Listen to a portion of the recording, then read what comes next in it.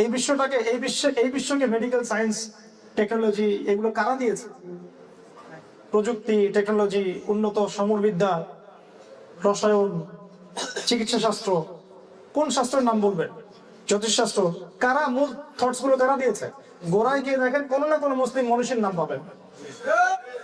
গোড়ায় গিয়ে দেখেন কোনো না কোনো মুসলিম মনীষীর অবশ্যই নাম পাবেন, অবশ্যই পাবেন। তো এই শিক্ষা সিস্টেম তো জেনারেল শিক্ষার বিরুদ্ধে না, কিন্তু আমাদের সিস্টেমটা আমাদেরকে আল্লাহ থেকে দূরে সরাই দিচ্ছে। কথা হচ্ছে বারবার ঘুরে ফিরে কথা এখানে আসছে কেন? সমাজ সংস্কার এবং সিরাতের আলোকে সমসাময়িক সমস্যাগুলোকে চিহ্নিতকরণ এবং দূরীকরণের জন্য সিরাতের সুন্নতি হাঁটতে হবে। আদারওয়াইজ আমরা শুধুমাত্র সমস্যার ডালপালা নিয়ে আলোচনা করতে থাকবো। এই পৃথিবীতে যত মানুষ আছে সবার ইন্ডিভিজুয়াল বায়োডাটা আল্লাহর কাছে আছে।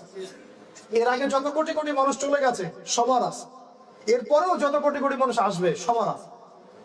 আল্লাহ পাক এত মহান, এত বড়। আল্লাহু আকবার।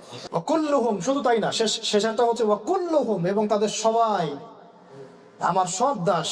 ওয়া কুল্লুহুম আতিহি ইয়াউমাল কিয়ামাতি ফারদা। সুবহানাল্লাহ। আমার দাসদের সবাই কিয়ামতের মাঠে একা একা নিঃসঙ্গ অবস্থায় আমার সাথে সাক্ষাৎ করবে। এর ওজন বুঝতে পারছেন? আমার আল্লাহ পাক বলছেন তার দাসদের সবাই, আল্লাহর দাসদের সবাই কিয়ামতের মাঠে একজন একজন করে ইন্ডিভিজুয়ালি আল্লাহর সাথে সাক্ষাৎ করবে। আল্লাহ পাক এত বড়।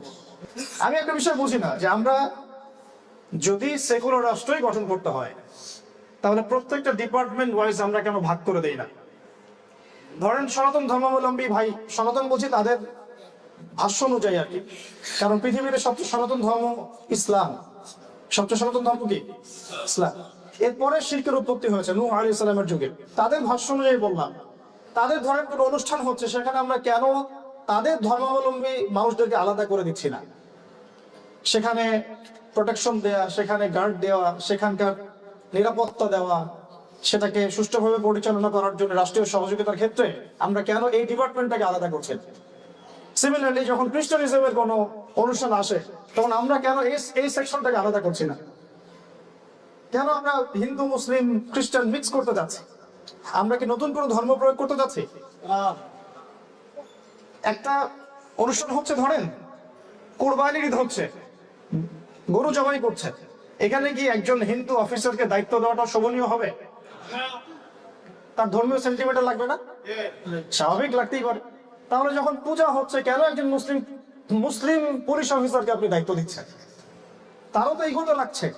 সে হয়তো বলতে পারছে না, কিন্তু তার চাকরির কারণে সে বলতে পারছে না, কিন্তু তার কিন্তু খারাপ লাগছে। সিমিলারলি যখন একটা বড়দিন হচ্ছে সোকল, তখন কেন মুসলিম সেনাবাহিনী অফিসার সেখানে পাহারা দিবে? অন্য অফিসার দেন আপনি। আমরা কেন মুসলিম প্রধান দেশেও ডিপার্টমেন্ট গুলোকে আলাদা করতে পারছি না? ইসলাম শুধুমাত্র একটা ধর্মীয় কৃষ্টি কালচারের নাম নয়, বরং এটা পুরো একটা কোড অফ লাইফ, যে আমার পুরো জীবন ব্যবস্থাটাই এর মধ্যে আওতাভুক্ত। যখন আমরা এর বাইরে চলে যাই তখন আমরা সেকুলার হয়ে যাই। সেকুলার হয়ে গেলেই আমরা সব ধর্ম গুলিয়ে একটা নতুন ধর্ম বানানোর চেষ্টা করি। এবং এটা আপনি বুঝে বা না বুঝে এই সেকুলারিজমের পাল্লায় পরেই ঈমান হারাচ্ছেন, কুফরি করছেন, শিরক করছেন। মেরি ক্রিসমাস বললেন, হয়তো বুঝে বলেন নাই কিন্তু শিরক হয়ে গেছে। হয়তো বুঝেন নাই কিন্তু শিরক হয়ে গেছে। কত বড় শিরক? আকাশ ফেটে পড়ার মতো শিরক। আমি একটু আগে দেখালাম আয়াতগুলো, আকাশ চূর্ণ বিচূর্ণ হওয়ার মতো শিরক। আরো বিস্তারিত অনেক তাফসীর আছে, ওইটা আজকে আলোচনার টপিক না। তো প্রথম যে কথাটা আমি বলতে চাচ্ছি যে আমরা মুসলিমরা যেন এই কনসেপ্টটা দূর করতে পারি। কোন কনসেপ্টটা? ইসলাম শুধুমাত্র নামাজ, রোজা, হজ, যাকাত, তাসবিহ, তাহলিলের নাম নয়। খালাস। ইসলাম শুধুমাত্র নামাজ, রোজা, হজ, যাকাত, তাসবিহ, তাহলিলের নাম নয়। ইসলাম হচ্ছে একটা কোড অফ লাইফ। আমি নামাজ পড়লেও কোরআন সুন্নাহ ফলো করেই পড়তে হবে, আমি ব্যবসা করলেও কোরআন সুন্নাহ ফলো করেই করতে হবে, আমি চাকরি করলেও কোরআন সুন্নাহ ফলো করেই করতে হবে, রাজনীতি করলেও কোরআন সুন্নাহ ফলো করেই করতে হবে, অর্থনীতির ক্ষেত্রে গেলেও কোরআন সুন্নাহ ফলো করেই করতে হবে, সাংস্কৃতিক জীবনেও কোরআন সুন্নাহ ফলো করেই সাংস্কৃতিক চর্চা করতে হবে। সিমিলারলি শিক্ষা সিস্টেম যখন করবো তখনও কোরআন সুন্নাহ ফলো করেই করতে হবে। এটা কি হয়েছে? আরো একটু পিছনে চলে যান, 71 সাল, আরো পিছনে যান 47, যখন থেকে পরিবর্তনগুলো হয়েছে, বড় বড় পরিবর্তনগুলো, ব্রিটিশরা চলে যাওয়ার পর থেকে আসলে কি এমন কোন রাষ্ট্রীয় কাঠামো গড়ে উঠেছে কিনা? না, বরং আমরা মুসলিমরাই এখন পর্যন্ত আইডেন্টিফাই করতে পারি নাই যে আমাদের আদর্শিক দ্বন্দ্বটা কোথায়। আমরা যে শিরকের মধ্যে ডুবে যাচ্ছি, কুফরির মধ্যে ডুবে যাচ্ছি, এইসব তন্ত্রমন্ত্র ইসলামের কারণে, এটাই বুঝতে পারি নাই। এই জন্য আমার ভাই আব্দুল্লাহ মসজিদের নামাজও পড়ে, ঈদের নামাজও পড়ে, আবার সুদও খায়, আবার ওই সফল পশ্চিমা রাজনীতিও করে। কিন্তু সে আব্দুল্লাহ লা ইলাহা ইল্লাল্লাহ কালিমা পড়েছে, এবং সে মারা গেলে তার জানাজা 2 বার হয়, কয়বার হয়? বড় বড় ক্ষেত্রে জানাজা হচ্ছে।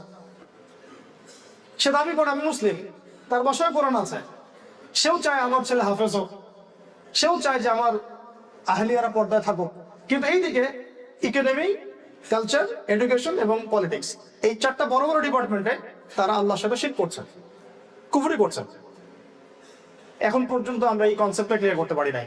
নবী মুহাম্মদ সাল্লাল্লাহু আলাইহি ওয়াসাল্লাম যখন উসওয়াতুল হাসানা হিসেবে এসেছেন, তিনি শুধুমাত্র নামাজ, রোজা, হজ, যাকাতের উসওয়াতুল হাসানা নন। বুঝতে পারছেন? তিনি শুধুমাত্র নামাজ, রোজা, হজ, যাকাতের উসওয়াতুল হাসানা নন, তিনি ইকোনমিক্সেরও উসওয়াতুল হাসানা, তিনি কালচারেরও উসওয়াতুল হাসানা, তিনি এডুকেশনেরও উসওয়াতুল হাসানা, এবং সবকিছুর ঊর্ধ্বে অবশ্যই তিনি রাজনীতিরও উসওয়াতুল হাসানা। এই কনসেপ্টটা আমরা তরুণ প্রজন্মকে একদম পরিষ্কার খোলামেলা শেখাতে চাই, এবং দাওয়াতটা এখন থেকে যেন বেগবান হয়, এবং এই দাওয়াতটা আপনাদের সবাইকে দিতে হবে। এখনকার তরুণ প্রজন্ম যদি এই মৌলিক জায়গাগুলো ঠিক করে ফেলতে পারে, আজকে না হোক ইনশাআল্লাহ আযজা ওয়া জাল, আজকে থেকে 10 বছর 20 বছর পরে হলেও বাংলাদেশ একদিন না একদিন ইসলামিক রাষ্ট্র হবে ইনশাআল্লাহ। তথাকথিত ইসলামিক রাষ্ট্র না, তথাকথিত কেন বললাম? তথাকথিত ইসলামিক রাষ্ট্রে আপনি 20 বছর পরে যে 20টা সূরা শিখতে পারেন নাই, এই জন্য বললাম। আপনি এই রাষ্ট্রে পড়ছেন, 20 বছর পড়াশোনা করেছেন, স্কুলে 10 বছর, ইন্টারমিডিয়েটে 2 বছর, অনার্সে 4 বছর, মাস্টার্সে 2 বছর। আমরা গাড়িতে আস্তে আস্তে কথা বলছিলাম যে ইভেন এই 20 বছরে আমরা ক্লাসিক্যাল অ্যারাবিক ভাষাও শিখতে পারি নাই, অ্যাজ এ ল্যাঙ্গুয়েজ আরবি ভাষাও শিখতে পারি নাই। আর আরবি ভাষা না জানলে কোরআন হাদিস বোঝা যায় না, বোঝা একদমই যায় না। আমরা ইংরেজি শিখেছি মাশাআল্লাহ, ইংরেজিতে আমরা অনর্গল কথা বলতে পারি, ইংরেজি যে কোনো বই আমরা পড়তে পারি, কিন্তু আমরা আরবি জানি না, কোরআনও পড়তে পারি না, হাদিসও পড়ার প্রশ্নই ওঠে না। তো এই জন্য বললাম সো কল ইসলামিক কান্ট্রি না, ইসলামিক স্টেট না, আমাদের দরকার একদম proper Islamic state. Islamic state মানে আবার ওই আমি দায়েশ মার্কা ইসলামিক স্টেট বুঝাই নাই, কথা বুঝাতে পারছে কি? ওই চরমপন্থা ইসলামিক স্টেট বুঝাই না, আমরা বুঝিয়েছি মানুষের আকীদা, আমল, এগুলো সংস্কারের মধ্য দিয়ে একটা পরিপূর্ণ ইসলামী রাষ্ট্র ব্যবস্থা। এইটাই এখন সময়ের সবচেয়ে গুরুত্বপূর্ণ আলোচনা হওয়া উচিত। আগামী দিনগুলোতে যেন বাংলাদেশটাকে একটা উন্নত সব দিক থেকে উন্নত একটা পরিপূর্ণ ইসলামিক রাষ্ট্র ব্যবস্থায় রূপ দেওয়া যায়, এটা আমাদের সবার ফিকির হওয়া উচিত। আল্লাহ পাক আমাদের করার তৌফিক দান করেন। সময় লাগবে, কারণ আমি তো বললাম মানুষ বুঝেই না জিনিসটা। যে মেরি ক্রিসমাস বলে ফেলেছে সেও কিন্তু হয়তো বুঝাই নাই যে আমি তো এত বড় পাপ করে ফেলেছি, আমি তো বুঝতে পারি না। আল্লাহ পাক আমাদেরকে উসওয়াতুল হাসানা চেনার তৌফিক দান করেন, এবং নবী মুহাম্মদ সাল্লাল্লাহু আলাইহি ওয়াসাল্লামকে বাদ দিয়ে যত উসওয়াতুল হাসানা আমরা গ্রহণ করছি তথাকথিত, এগুলোকে বাদ দেওয়ার তৌফিক দান করেন। আমাদের জীবনের প্রত্যেকটা ক্ষেত্রেই উসওয়াতুল হাসানা একজন ব্যক্তি, তিনি কে? তোমার নেতা, আমার নেতা, বাস এই কথা খালাস। এটা শুধুমাত্র মুখের কথা বলে চলবে না। যে ভাই টুপি পরেছেন তিনিও জানেন আমি নবী মুহাম্মদ সাল্লাল্লাহু আলাইহি ওয়াসাল্লামের সুন্নতে পড়ছি, তিনি টুপি পরে নেকি আশা করেন, টাকনুর উপরে কাপড় পরে তিনি নেকির আশা করেন, তাই না? দাড়ি রেখে তিনি নেকির আশা করেন। আপনি যদি রাজনীতিও তার উসওয়াতুল হাসানায় করতেন, আপনি ওটা তো নেকি পাইতেন। অর্থনীতি চালানো ওটা তো নেকি পাইতেন। ওইভাবে যদি সংস্কৃতি গড়ে উঠতো ওটাতেও নেকি হইতো। ওইভাবে যদি এডুকেশন গড়ে উঠতো ওই সিস্টেমটাতে নেকি হইতো। ওয়াল্লাহি কেউ যদি বাংলাদেশে একটা ইসলামিক শিক্ষা ব্যবস্থা চালু করতে পারে, যত কোটি কোটি যুবক, তরুণ তরুণী, আবার বৃদ্ধ এই শিক্ষায় শিক্ষিত হবে, সমস্ত নেকি বেচারা পাবে। কত বড় নেকির কাজ হবে। কেউ যদি ইসলামিক ভাবে এই রাষ্ট্রটাকে ঢেলে সাজাতে পারে, সমস্ত নেকি ইনশাআল্লাহ তারা পাবে যারা ঢেলে সাজাবে ইনশাআল্লাহ। এটা সবচেয়ে বড় ইবাদত হতে পারে ইনশাআল্লাহ। আল্লাহ পাক আমাদের করার তৌফিক দান করুন। এখন এই উসওয়াতুল হাসানা হিসেবে আল্লাহ পাক আমাদের মাঝে পাঠিয়েছেন কাকে? নবী মুহাম্মদ সাল্লাল্লাহু আলাইহি ওয়াসাল্লাম। একটু পিছনে চলে যায় এখন, যে এর আগে বলছিলাম যে উনি কোন প্রেক্ষাপটে দুনিয়াতে এসেছেন এটা আমাকে বুঝতে হবে, তাহলে মেলাতে পারবো। তিনি যেই সময় পৃথিবীতে এসেছেন আইয়ামে জাহিলিয়াত বলি আমরা, ওই সময়ের যে সমস্যা আর বর্তমান সময়ের সমস্যার মধ্যে কোনো পার্থক্য নাই। একটু বোঝার চেষ্টা করেন, কোনো পার্থক্য নেই, আমি বোঝাচ্ছি আপনাদেরকে। ওই সময়ের মৌলিক সমস্যা ছিল শিরকে আকবার। কি ছিল বলেন? শিরকে আকবার। শিরকে আকবার মানে আল্লাহর সাথে অংশীদার সাব্যস্ত করা। এই পৃথিবীর এখন মূল সমস্যা শিরক। এই যে একটা শিরক দেখালাম, এর আগে আরেকটা শিরক চলে গেল, প্রতিমা পূজা শিরক, ঠিক আছে? আর মাজুসি এরা ছিল, এরা অগ্নি পূজা করত। আর কিছু মানুষ ছিল তারা প্রকৃতি পূজা করত। কি করত? প্রকৃতি পূজা করত। এই বিষয়গুলোকে যদি আপনি এখনকার প্রেক্ষাপটে মিলান, দেখবেন হ্যাঁ এগুলো তো আছেই, বরং এখন মানুষ লা ইলাহা ইল্লাল্লাহ কালিমা পড়েও অনেকে শিরক করছে, তাই না? কেউ তো লা ইলাহা ইল্লাল্লাহ না বলে শিরক করছে, যেমন স্ট্যাচু ওয়ার্শিপ যারা করছে, যারা তিন খোদায় বিশ্বাস করছে, যারা মুহাম্মদ সাল্লাল্লাহু আলাইহি ওয়াসাল্লামের পরেও নবুয়ত দাবি করছে, এরকম লোক আছে বাংলাদেশে। তারপরে যারা প্রকৃতি পূজা করছে, চন্দ্র সূর্য গ্রহ নক্ষত্রের পূজা করছে, যারা অগ্নি পূজা করছে। শুধু তাই নয়, বাংলাদেশে, আমি বাংলাদেশ নিয়ে কথা বলছি যেহেতু, বাংলাদেশের মধ্যে লা ইলাহা ইল্লাল্লাহ কালিমা পড়েও বহু মানুষ শিরক করছে। বহু মানুষ লা ইলাহা ইল্লাল্লাহ কালিমা পড়েও, যেমন একটা মিসাল তো দিলাম, না বোঝার কারণে তথাকথিত সেকুলারিজমে চলে গেছে, তথাকথিত কমিউনিজমে চলে গেছে, এবং তথাকথিত কট্টর ডেমোক্রেসির মতো চলে গেছে। আবার বহু মানুষ কবর পূজা করছে, মাজার পূজা করছে, তাই না? অলি আউলিয়াদেরকে শ্রদ্ধার নামে তাদের কবর সাজদা করা হচ্ছে, এটা হচ্ছে না? অনেকে কবরকে কেন্দ্র করে তাওয়াফ পর্যন্ত করছে, এমন হচ্ছে। অনেকে দেখা যাচ্ছে যে নবী সাল্লাল্লাহু আলাইহি ওয়াসাল্লামের পরে জনৈক ব্যক্তি নবী দাবি করেছেন, তার অনুসারী হয়ে বসে আছে। আমরা উত্তরবঙ্গে ঘুরে এসে দেখেছি, ওখানে ইসাই মুসলিম নামে একটা নতুন ধর্ম চালু হয়েছে, ইসাই মুসলিম। এগুলো পরিকল্পিত, এগুলো তো শিরক আছেই। এর পাশাপাশি দেখবেন শিরক কাকে বলে, কত প্রকার, কি কি, এই কনসেপ্টটুকু সবার ক্লিয়ার না। শিরক যে রুবুবিয়তের মধ্যে হচ্ছে, উলুহিয়াতে হচ্ছে, আসমা সিফাতে হচ্ছে, মানুষের মধ্যে ক্লিয়ার না কনসেপ্টটুকু। শুধু তাই না, ওই 20 বছরেই ফিরে যায়, ওই 20 বছরে আপনি শিরক নিয়ে কোনো আলাদা ফ্যাকাল্টিও আপনি দেখতে পারবেন না। সবচেয়ে বড় মারাত্মক জঘন্য পাপটাকে কেন্দ্র করে কোনো পড়াশোনা করানো হয় না, দিন কোনো পড়াশোনা করানো হয় না। এমনকি আপনি বিসিএস ক্যাডারদেরকে জিজ্ঞাসা করেন তাওহীদ কত প্রকার, শিরক কত প্রকার, দেখবেন অনেকেই বলতে পারছে না, কারণ তারা এটা এডুকেশন ইনস্টিটিউশন ওয়াইজ তারা পড়ে না, এটা একাডেমিক্যালি এটা পড়ে নাই। কি পড়েছে? অনেক কিছুই পড়েছে, রবীন্দ্রনাথ, শরৎচন্দ্র, বঙ্কিমচন্দ্র, হুমায়ুন আহমেদ, হুমায়ুন আজাদ, সব শেষ। ফিজিক্স, কেমিস্ট্রি, বায়োলজি সব পড়া শেষ।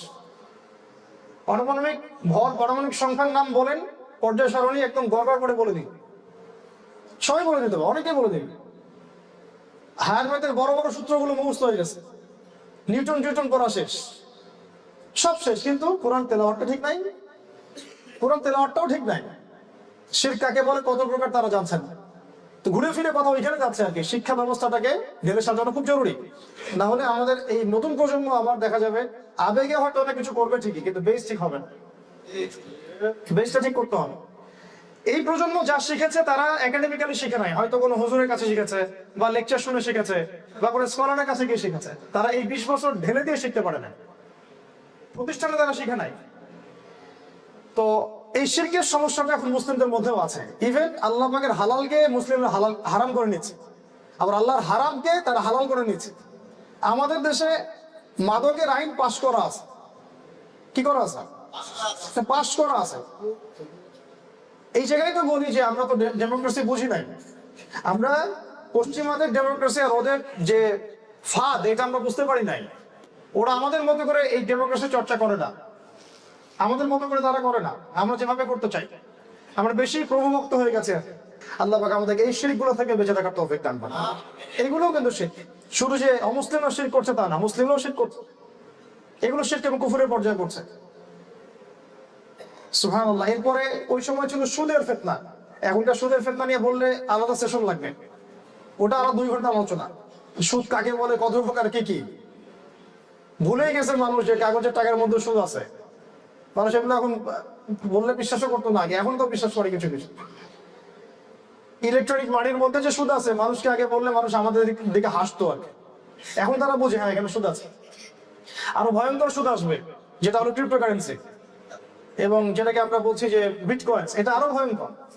এটার উপর এটা কেন ভয়ঙ্কর? কারণ সেন্ট্রাল ব্যাংকের আন্ডারে যে সুদগুলো থাকে এটার উপর সেন্ট্রাল ব্যাংকের গভর্নমেন্টের নিয়ন্ত্রণ আছে, কিন্তু বিটকয়েন্সের উপর গভর্নমেন্টের কোনো নিয়ন্ত্রণই নাই। কোন দেশের গভর্নমেন্টের কোনো নিয়ন্ত্রণ নাই বিটকয়েন্সের উপরে।